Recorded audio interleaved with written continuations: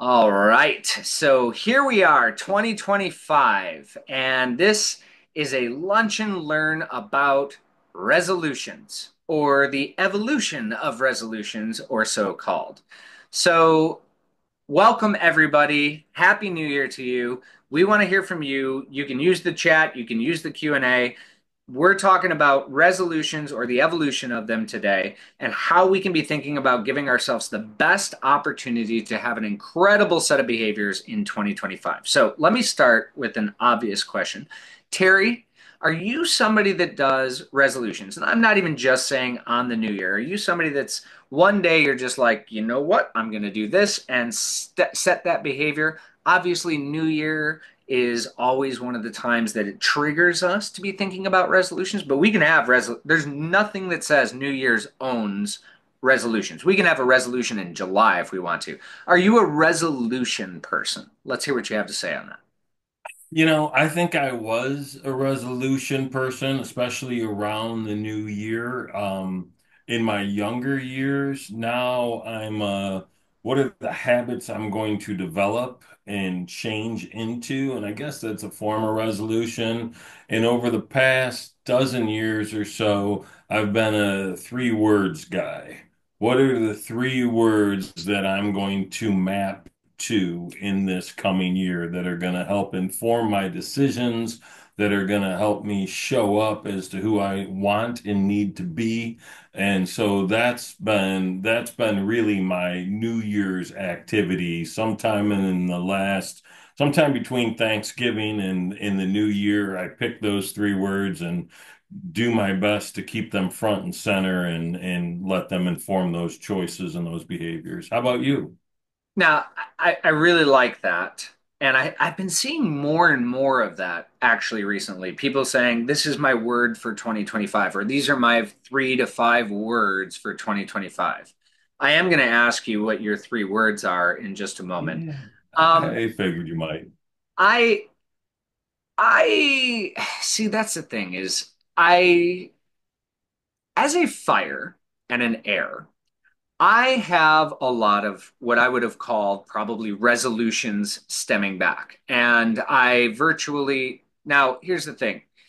As a hockey player, I was disciplined as anything else. When I had quit playing hockey, so 5 o'clock in the morning to the gym, to the eating the right things, being a healthy athlete, I had a very strong sense of discipline.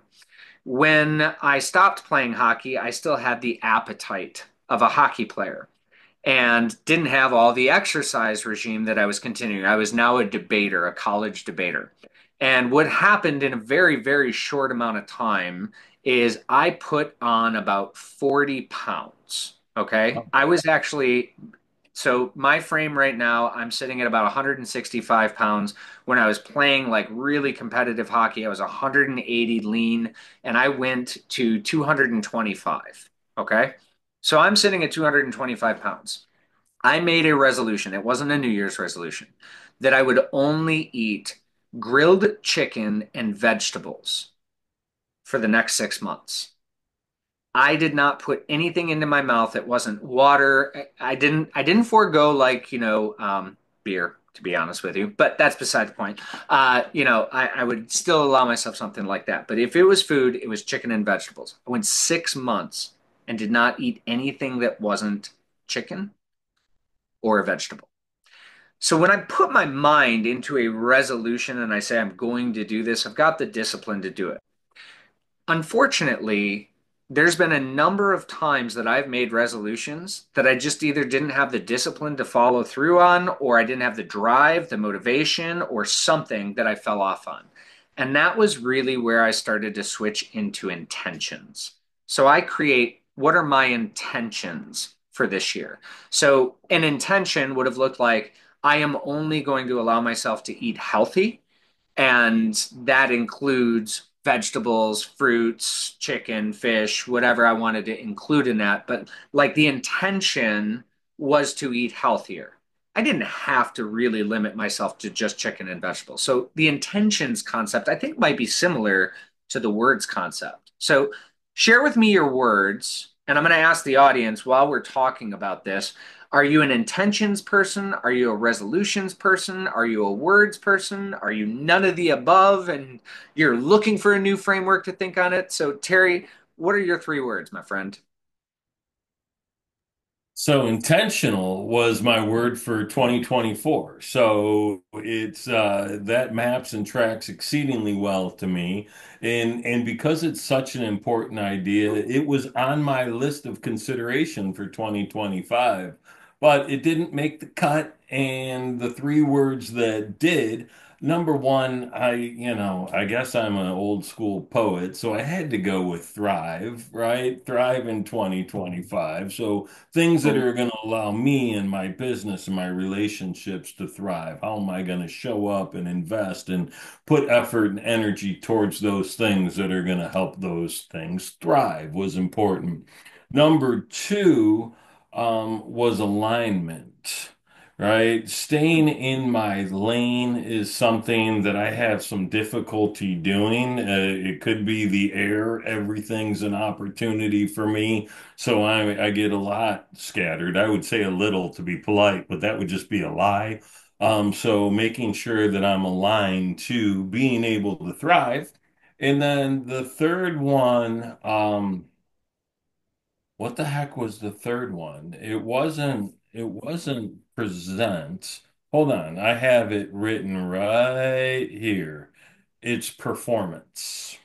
mm, And it's tied to presenting, right? Because for me, every presentation is some level of a performance, but it's also to remind to perform at a higher level. I had a really big shift last year, Jay. For years, I've operated under the auspices that good enough was good enough. And it's not always true, right? And so I would allow myself a lot of leeway. That's good enough. I'm done. Ship, just send it, get it out there, get feedback, make it better, and then make it better, right? And yeah. continue to do that process. And this is so funny, man. You're gonna love this. It stemmed from folding the towels in our house, right? I took over laundry duties in 2024 and I set an intention of making it so you couldn't tell if my wife folded the towels or I did. And so the new mantra moved from good enough to better than good. And so that really tracks to the whole performance word for this year. Okay, so we have thrive, align, and perform. I like that. And if you look at those kind of like collectively, it really does give you, I'm going to call it a map.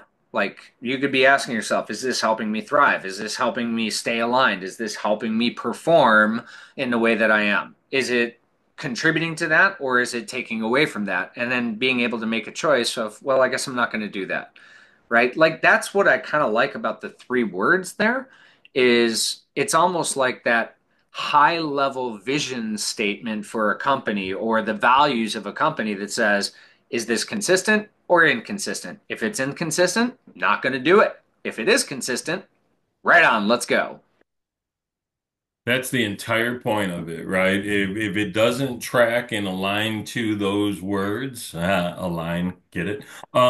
Then it doesn't get done, man. Or then you really start the negotiation process with yourself about, okay, it's outside of this, but because of these factors, it's super fun, it's super cool, it's a once in a lifetime opportunity blah, blah, blah, blah, blah. I will make an exception, but you're at least making a very informed choice as Sure. opposed to scattershot, which I think a lot of us live in, right? We're like, oh, yeah, I'm just going to go where the wind blows. No, not me. I'm very structured. No, I love it. I want to point out Allison's comment in the chat. I have phrases rather than resolutions or words. Go with the flow, but look after me. I love that, Allison, because I think that that is something where it's just like, hey, this is like my mantra this year. This is going to be like my, something my guiding principle, even where it's not necessarily a word, but you've actually got some level of structure. And I like the way that you put that. Go with the flow, but also look after yourself and make sure you're taking care of yourself there. Would you So, bet that Allison's a water based on go with the flow? oh, I don't know. Allison, have you taken behavioral elements assessment? And if so, do you know what your primary element is? I'm curious now. I'm Go with wondering as the well. flow is a pretty air. We're gonna say maybe airflow there though. Yeah, you know what? Good point. Air definitely Yep, flows, and some of the that's other right. ones do as well. We know it's not very earthy. That's right. So for me, yeah, all right. So never finished it, likely air or water. I'm going with air just based on that. I love it. Love I it. love it. So for me, mine is more of intention setting. And when I think about intentions, it's very similar. The way that I do it is kind of like these sort of like meta statements. And it's actually not all that dissimilar from Allison. Like one of mine is spend more time in nature. Like that is my intention this year, which means anytime that I have the opportunity to be outside, to be doing something outside, I'm going to take that opportunity. That includes everything from, the ice plunging or taking a walk. Have been take every single day. I've been taking Revna out for walks, or even day one, we were on the Jacques Cartier Mountain, and spending time in nature, which is pretty cool. Second one is cultivating a stronger sense of mindfulness and presence was one of mine. And that's something that I've been working on for a long time. And I'm calling 2025 my breakout year of where I'm just like, I'm really going to get into that zen of being mindful and present. Um, Pursuit of knowledge, passionately pursue knowledge and understanding of behavior, which is already very, very consistent with me. It's just something of kind of announcing that intention codifies it and really keeps me on path. Appreciate what I have and let go of what I do not. Now, my drive to acquire can get the better of me, and I'm like, ooh, I want that. Ooh, I need that. I want that. I need that. This one's really set up to say, hey, you know what? maybe maybe I don't need to be, maybe I can be content, right? Like, can I be content in where I'm at? That doesn't mean I'm not going to go buy something or go do something or anything else, but I'm also going to make sure that I'm spending time being content in the zone where I'm at. Kind of goes with that mindfulness. And then last but not least, avoid the allure of being comfortable. That's my fifth. Mm. So, and that's really about taking the hard road. And I'm not saying taking the hard road, sometimes it is better to work smart, not hard. But I'm also saying that I'm not going to avoid situations, whether it's emotionally uncomfortable, whether it is physically uncomfortable, whether it is, whatever those uncomfortabilities are, to really kind of lean into those and just dig in and enjoy the experience or enjoy the journey. So that's what intention setting is for me, is like I've got these five intentions. These are the things that when they pop up, when I'm triggered for them, and we'll talk about triggers a little bit, but when I'm triggered for them, act, get in there, do it. And it sounds to me it's kind of similar to what you're saying, and similar to what Allison's saying too. So, audience, Uh, what do you think? Intentions, words, phrases, where do you land on this question? Love to hear a little bit about what you do to kind of prepare yourself. And Terry, let me dig into that question. Triggers, right? You had said your words frame your decision making and your behaviors. What are some of the triggers, or how would you identify triggers that would tell you that you're being consistent with your words or inconsistent with your words? What is it that's going to bring that awareness to you? Because I think that's one of the things that ends up happening to a lot of us is that we lose the awareness. We don't think about that opportunity to act on our resolution or our intentions or our words. So, what are some of those things that'll tell you, hey, I'm acting very consistently? And, this could be a great exercise for companies too that are like trying to live their mission, their vision, their values. What are the triggers that tell us we're out or that we're in? What do you think?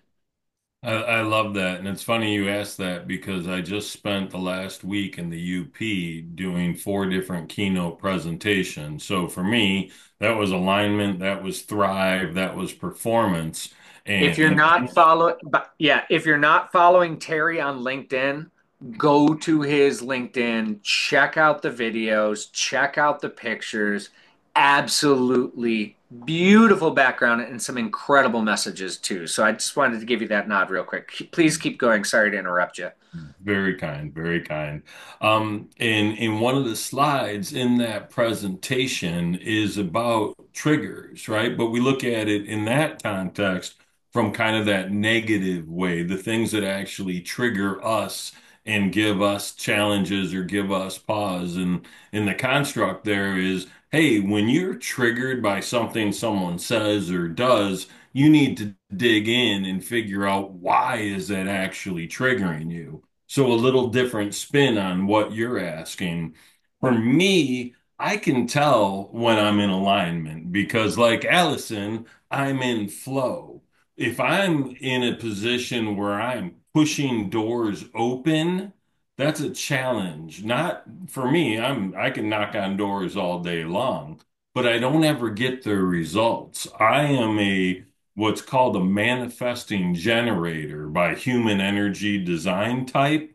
So I need to put a message out and let people come to me, right? That's how I create opportunity. That's how I create alignment. That's how I create thriving by putting something out and letting people come to me. If I'm pushing, that's an issue and it shows up. So I know when I'm in alignment, when I get well, desperate's the word I was going to use, and I'll stick with that word.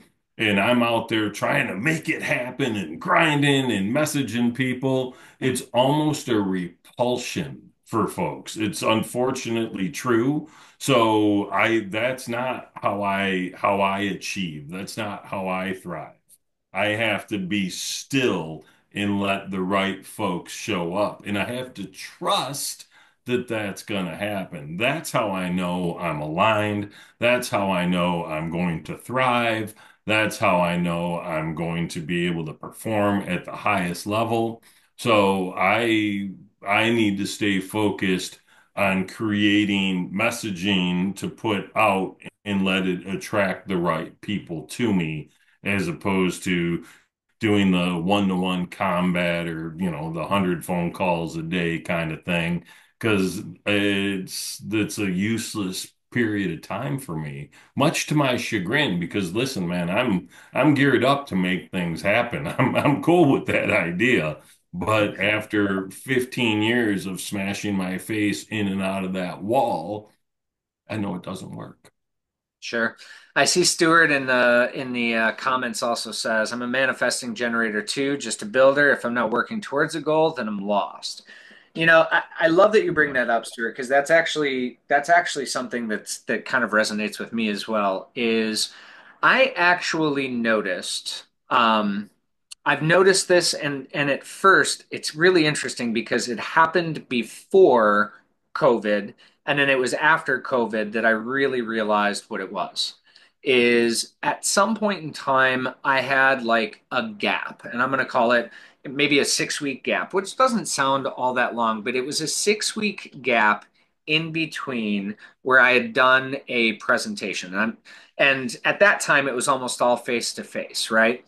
But I was about a 6 week gap between presentation. And towards the end of that 6 week, I realized, and actually my team realized and was like, you just, you're not, you don't seem happy. You don't have the joy in your voice. You look like you're just kind of like going through the motions right now when you're coming into the office and you're not being at your highest level of creativity. And I was like, and I didn't notice it because I was in it. You know what I'm saying? Like I'm in the middle of the storm, so I'm not seeing it, but they did. And so when they say that, I trust my team and I'm like, all right, well, what's going on? the 2 days after I gave that next presentation, that 6 weeks later, they were like, "You're back! Like, wow, you like your skin shining, and you've got this energy about you, and you look fantastic. What happened? Did you go take a weekend retreat?" I was like, "No, I went and trained." And it was so fascinating to me that that's a big part of that whole purpose thing, right? Like is when I'm passionately pursuing knowledge, experience, and giving knowledge and behavior, I'm at my best. When I'm not living into that, I do. I start to lose my shine. And when COVID happened, it happened again. And somebody had said that, like, Jay, you just like, is COVID, is COVID, what's, I'm like, no, I'm like, I don't know. I don't. And then I thought back to that and I'm like, that's what it is. I'm not living. So when I feel, or when I see, or when somebody even says, hey, you don't look like you're happy. And I'm like, I didn't think I wasn't happy, but maybe it is.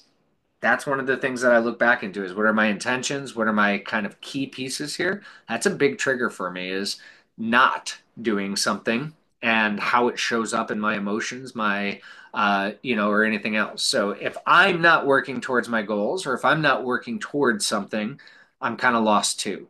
I'm almost like a shark. I just got to keep swimming. I So, mean, think about it. It's so tied to our identity and mhm. who we are. This is part of the reason that people retire from 40 years of work and drop dead 6 months later because we don't know who we are without that purpose. So what you're saying makes so much sense.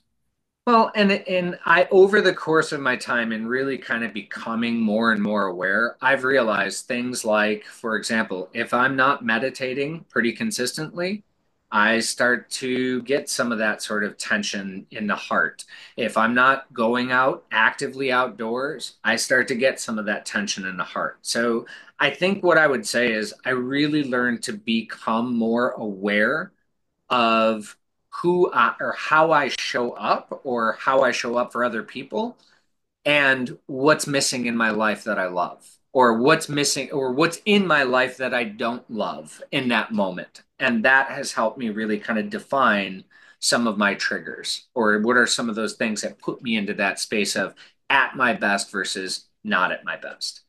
Yeah, Now, one of the conversations I had up north was what makes you happy? What brings you joy? Make a list of those things and either figure out how to do more of them or at least hold those memories so when you're doing shit you don't want to do, then you can at least focus on something that you enjoy and then make a plan to do it. So I'd ask the audience, list three things that bring you an immense amount of joy that you can either reflect on to bring you back to a status quo of how you feel about whatever you're doing, or to at least make a plan to go do more. I think that's a brilliant piece of advice. So, audience, check that out. Put those three things down and actually even just evaluate how often are you creating space for those types of things. Can you set an intention to create more space for the things that you love? Because I think that that is something that will contribute not only to your overall well-being, health, and so on and so forth, but let's be honest, I can actually tell you my performance improves the more time that I spend in nature. I, I'm clear headed. I feel better. I'm breathing better. It reminds me of the large scope and the capacity of the world that I'm not just relegated to a computer or to a camera or to the PowerPoint presentation or anything else like that. Like it gives me that bigger scope and makes me feel more creative. So I think it can have that impact on two different ways. Now, we called this resolutions evolved and part of why is that I see a lot of people that are not necessarily taking on quote resolutions but intentions or words or other things and I think a big part of it is did you know, I'm asking you, did you know that there is a national, it's one of those like smaller national holidays, it's called National Quitting Day. I think it was January 11th. Are you aware of this? Second Friday of January, man. Anybody that's got a TV and has seen the Apple Watch commercial, you know that it's the second Friday of January. Okay. Now, I did not know that was a thing, but learning that that was a thing, I'm like, that makes a lot of sense. We may as well celebrate our devastating loss of resolutions. But I want to get into that just a little bit because I think that that's important because, like I said, resolutions are, resolutions, goals, intentions, whatever it is, those can be set at any time. It just feels like January is that new year, new you feeling. That's probably where it comes from. Um, 100%. but why do resolutions fail?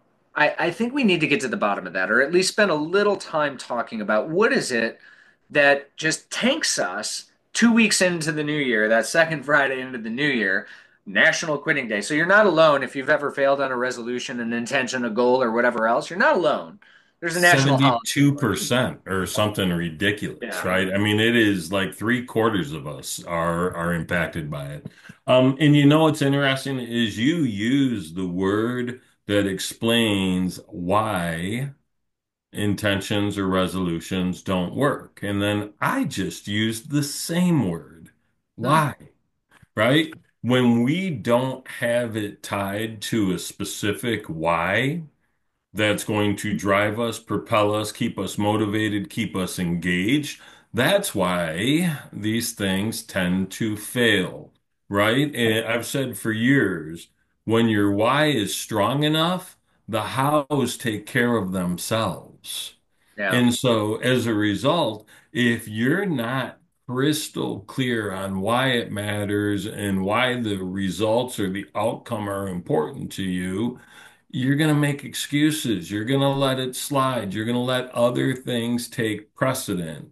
But when that why is crystal clear and strong as an ox, you're going to get out and run or jump in the frozen lake or build more relationships, open more doors, focus on whatever it is that you need to stay focused on.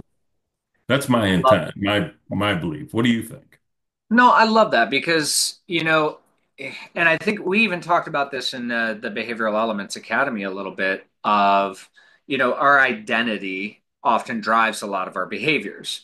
And when we have a strong why, it's usually something that is tied to how we identify ourselves or how we want to identify ourselves.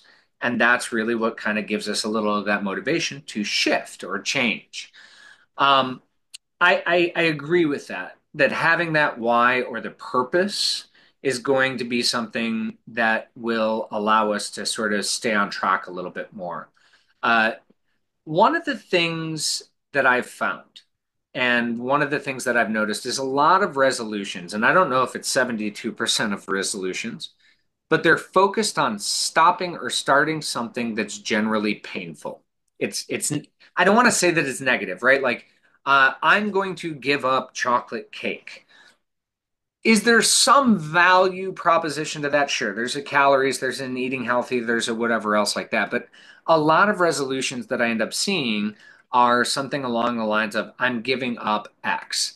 X is probably something that brought that person joy at some point in time. Chocolate cake has brought somebody that gave it up joy at some point in time. Okay. They loved it. That's why they're giving it up. Maybe they loved it a little too much. And I think that one of the things that I see with resolutions is that they're often framed at removing some level of joy from somebody's life. Here's an example of that in the way that it's contextualized. I'm going to go to the gym for 1 hour a day. Now, what are we giving up? We're giving up our time. We're giving up that comfortability of sitting on the couch and watching Netflix. We're giving up the time of, I could do that tomorrow. I've got a lot going on in my life today, and so on and so forth. So it's not even necessarily that it's framed in the negative, but it's at odds with something that's joyful. That's a big part of the reason why I switched to the intentions question is all of those different things bring me joy. Adding them into my behavioral patterns, super easy. Spending time in nature brings me joy. Cultivating mindfulness brings me joy. Passionately pursuing knowledge brings me joy. Avoiding the allure of being comfortable. Believe it or not, I actually like stressing myself out or trying things that are extremely hard. So it brings me joy. So, in putting it in that context, all of these, all of my intentions really are things that bring me joy that I also think will contribute to my success, health, business, etc., rather than saying you have to stop spending time on Netflix and spend more time reading. That's a trade-off, and my brain might not like that. So I think that that's one of the challenges that I've seen with resolutions. Do you ever see that sort of like resentment or resistance because, well, a resolution's taking something away or adding something in that I don't like? I love that as a reason because yeah, I think you're spot on. Most of the time we're giving up things we enjoy, right? I'm gonna knock this off because I've been doing too much of it. And but those are things that, we're never giving up things that we don't like, right? It is very, very rare. When I was a I'm kid, giving up lima beans for 2025. that's Easy it, done man. and done. When I was in high school, I grew up in Minnesota, so chewing tobacco was just what you did in Minnesota. And so my New Year's resolution was this year I'm not going to quit chewing tobacco, and I managed to nail that a few years in a row. And fortunately, I still have my teeth and managed to give that up years and years ago. That's a nasty little habit, by the way. But it was one of those things that it made it easier to flip it to something I wanted to do. I enjoyed it, so I'm going to not quit, and now I can be successful. So I like that as a framework instead of taking away something or anything that feels almost like a punishment, figure out how to frame it in a way that feels like a reward or something that adds value to your life. And I think that's a definite angle for success. And I want to comment on something Allison said about a time-bound why is important. It changes it from hope to a definite goal. And you're so spot on, Allison. It needs to have that timeline to it, because otherwise, I'll do it we'll tomorrow. we can put it off with the best of them, right? I promise to procrastinate even more in 2025, said no one ever. Well, and I love that too. I am a person who does work on I am very good at setting priorities and structuring my priorities to get shit done when it needs to be done. But if it doesn't need to be done for the next 30 days, you better believe I'm probably focusing on something that does need to be done in the next 30 days. So I do love that. That time bound aspect really does help me at least. And especially because I don't like to lose, right? That's the fire in me. I don't like to lose. I don't like to go, I'm behind. I'm losing. This was supposed to be done here and I'm not. That brings my motivation to a new level of high. But I know that's not for everybody. I know some people actually lose motivation when they feel like they're over, when they feel like the priorities uh, don't have necessarily like it, what I'm trying to say is, I think that my competition comes in, but I know some people actually feel more overwhelmed when they get to that place and it's like deadline after deadline after deadline after deadline that they start going, oh my gosh, I've got all these deadlines. Whereas I'm like laser focused now. Got this, got this, got this, got this, got this. Okay, let's keep going. You know what I mean? How does that show up for you, Terry, as an heir? I can't focus on something without a deadline. So, that first presentation I gave was last Monday, January 6th. I have known about that presentation and talked with the client numerous times a month ahead. So I knew what needed to be in there, what it needed to look and sound like and feel like. In the week of December, whatever it was, 15th, let's call that a week, December 16th, maybe.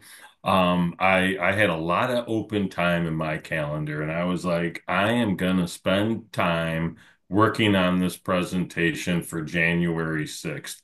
I spent 0 minutes, zero, not a single second did I spend on that deck, even though I had probably 30 some hours And there were times in my calendar it said work on deck, and I blew right past it because I'm like, shit, I got all of Christmas week, I got the week after Christmas, I got the New Year. Like, I had way too much time available. Couldn't even focus or think about that until, honestly, I think I started working on it on the 26th of December because that felt like there was a smidgen of pressure.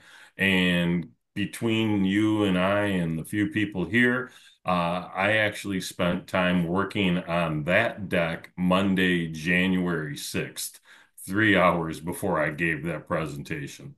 Because that's like when I could actually focus and stay like zoned in on it.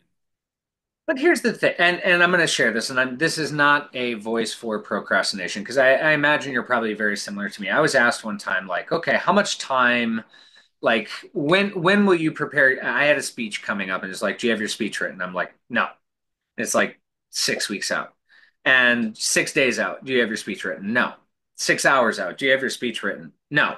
First of all, I don't write speeches. But what I didn't say out loud was from the moment that I knew that I was getting a speech, 1,000 pathways for that speech emerged.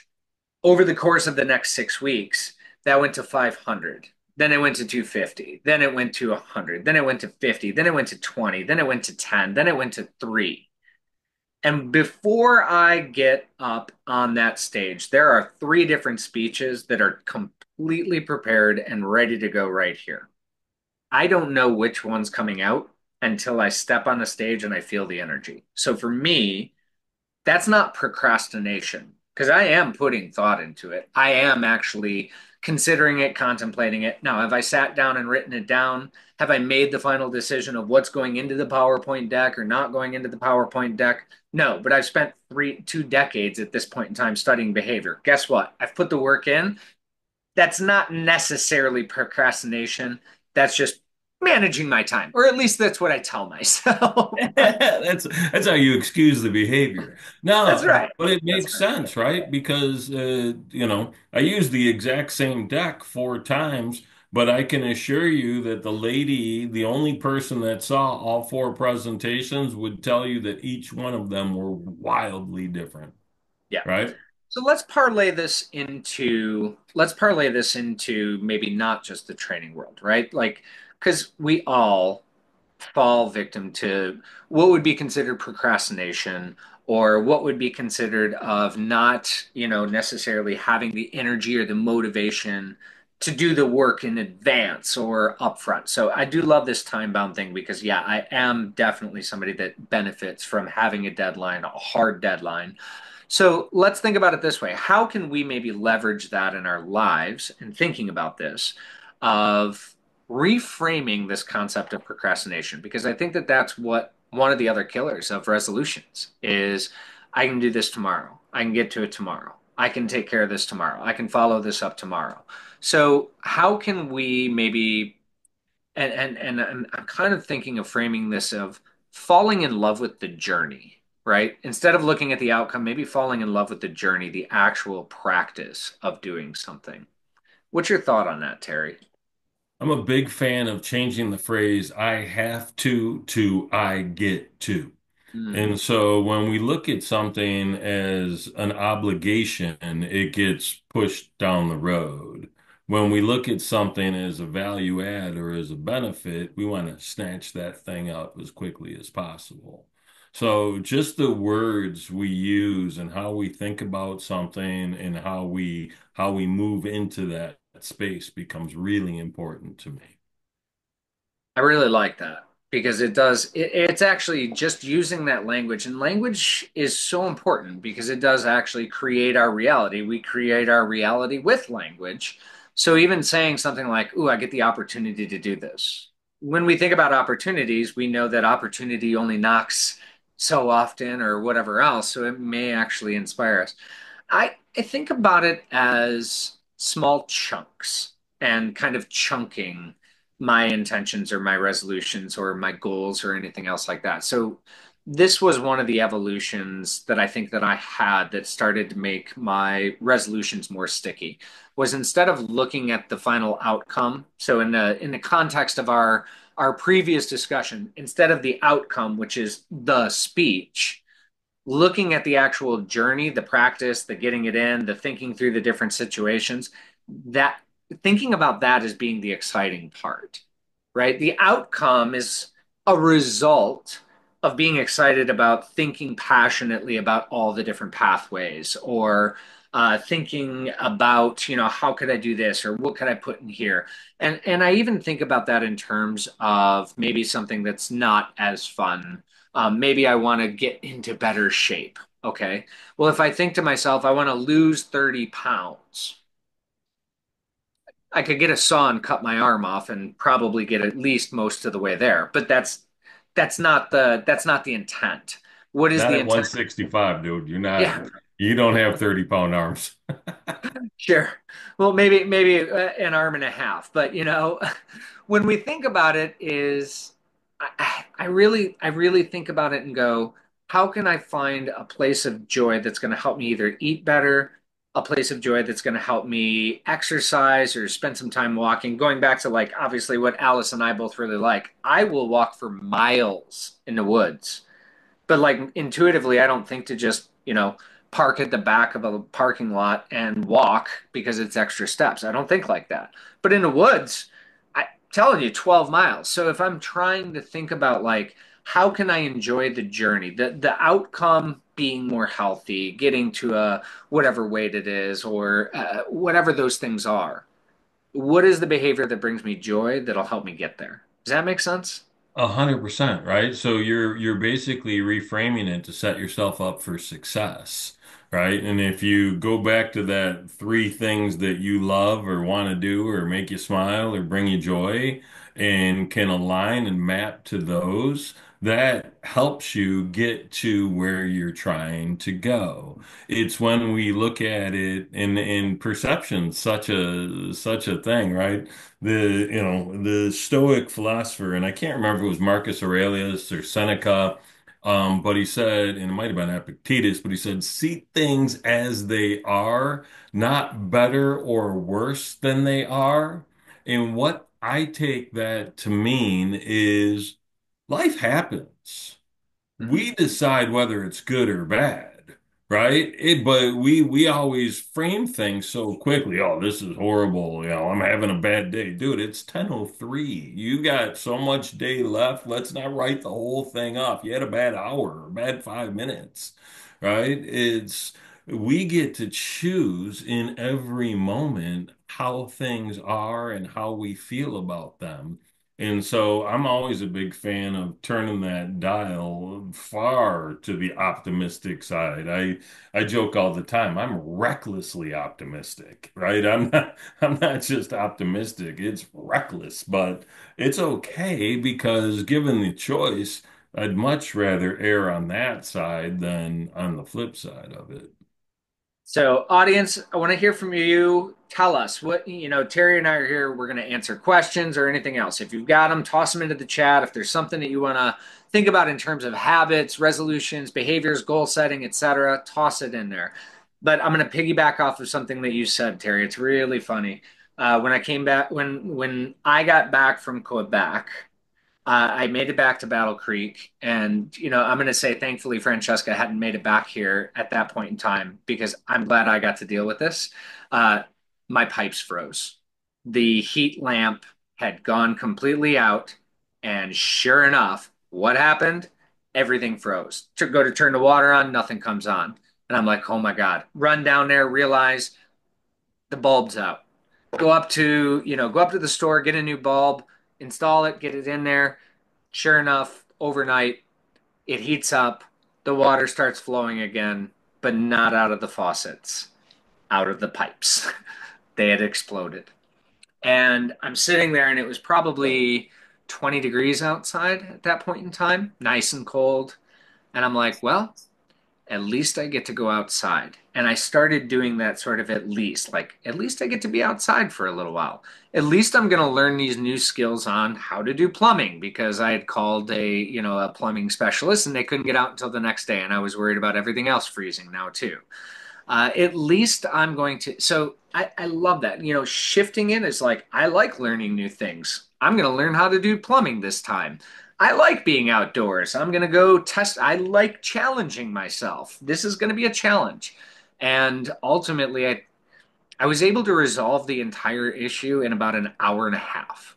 Blew my mind. I did not think that I had that skill set. So 2025, Jay the Plumber is starting off pretty well. But um, in thinking about something like that, it's really a challenge. The challenge is internal. And if we can reframe that challenge internally into something that brings joy or into something that's an opportunity or into something that's a learning experience or curiosity driven, I do think that it has a huge impact not only on how we show up to it, but also the outcome of the project. Had I been down there frustrated, muttering, banging on pipes, super angry, pissed off in the dirt, I don't know that I would have actually been able to do that project as quickly as I did. It's a 4 hour deal at least at that point, right? Because it's the resistance that we put towards something or the flow, to use Allison's word from earlier, right? It changes the outcome in an instant. The subtitle of that presentation is How We Look at Things is Greater Than What We See. Right? And that idea being that we get to define it, all of it, man. So kudos to you for getting out of your comfort zone, for learning new things, for being outside, and for I would assume keeping your pants all the way up. So you're not a real plumber, but it was cold. So that's Yeah, and doing that on a hillside with the wind, I definitely had myself bundled up. So yeah, definitely wasn't a real plumber. I want to smart. comment on I see Francesca had thrown into the chat. So well said, Terry. Some allow one singular moment to ruin an entire day, and it's unnecessary. Such a powerful reminder as we start the new year. That's true. And you had brought it up, at 10 o'clock in the morning. Today is the end of the day. Now, I will say that I find myself sometimes there's different moments in time where I can have that moment, pull myself out of it, have that moment, pull myself out of it, have that moment, pull myself out of it. Terry, what is maybe a strategy that you use when you are in that day or when you do find yourself failing to live into your intention or failing to live into your words or failing to whatever it is, how do you bring, I think this is an important way maybe for us to finish this conversation because we're pretty close on our time. How do you Love bring it. yourself, how do you bring yourself back? How do you get yourself out of it? How do you move yourself forward? Years ago, I created a practice I call momentary mastery. And momentary mastery is being present to the moment we're in. If you want to be mad, be mad. If you want to be sad, be sad. If you want to be glad, be glad. If you want to feel bad. But embrace it, own it, soak it in, and be a part of it. And then get back to whatever your level set is, right? And if you need to go back and visit any one of those emotions for a little while, you can. But the more you practice this idea of momentary mastery, the higher that level set gets, the more you're able to tolerate on a negative, the more you're able to embrace the positive. And so, but it is about immersing yourself in those feelings, feeling them to the fullest and allowing yourself some grace around that because I think that's the struggle for most of us. I talk about this idea that we all wear masks all the time and pretend to be something we're not. Stop it, man. Rip the mask off, be authentically you, and live your life. And don't worry about what others are doing or thinking because I can assure you they're not worried about you. I love that. Yeah, one of my big reset buttons is going outdoors, but I would say that another one is sleep. It's like just gonna go to sleep. Shut this down. Tomorrow I wake up and it's like nothing's there, like no residual. So I'm very blessed in that regard. Like sleep is the giant reset for me. Fantastic. I'm trying to work on meditation, really being like meditating in the moment, right? Like I do a mindfulness practice and meditation in the morning, but I'm working on developing meditation and mindfulness in the moment as another tool to kind of bring myself back and say, all right, where am I? How am I doing? Can I bring myself back to that sort of status quo, that Zen feeling? So Check in with you, man. Be present to your present. that's right. So here we are. We're at the end of our first session here in 2025. Now, if you registered for this session, guess what? You are registered for the other sessions. You'll get a reminder before the session. You don't have to register again, which is pretty awesome. Wonderful. Thank you, team, for getting that set up in the correct way. But with that being said, Terry, what are your final thoughts here? What's your word of wisdom, your outgoing word of wisdom on this question of resolution evolution?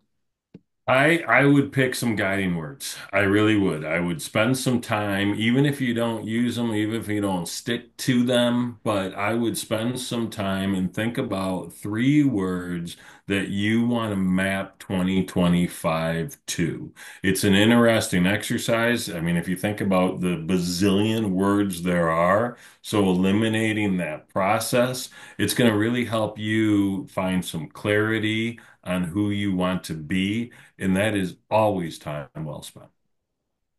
I'm going to take your challenge. So before we talk on the next lunch and learn, I'm going to take your challenge. I'm going to do my three words. I'll post them on LinkedIn with a post of what my three words are.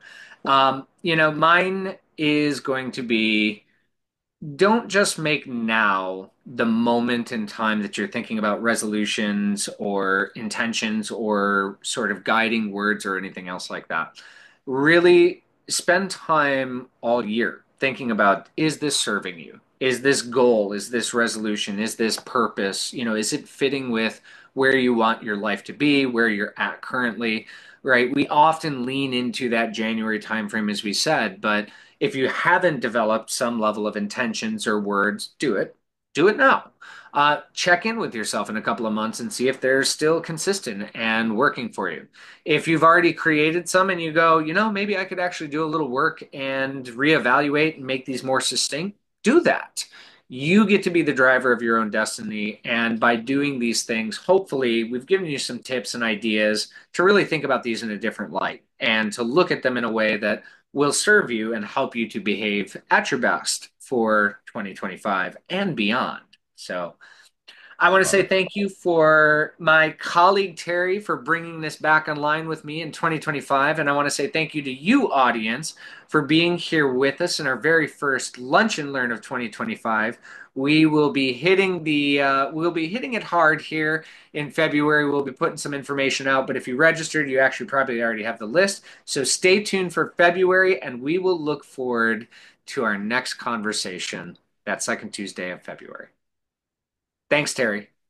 Good to see you. Good to see you too. Thanks, team. Take care.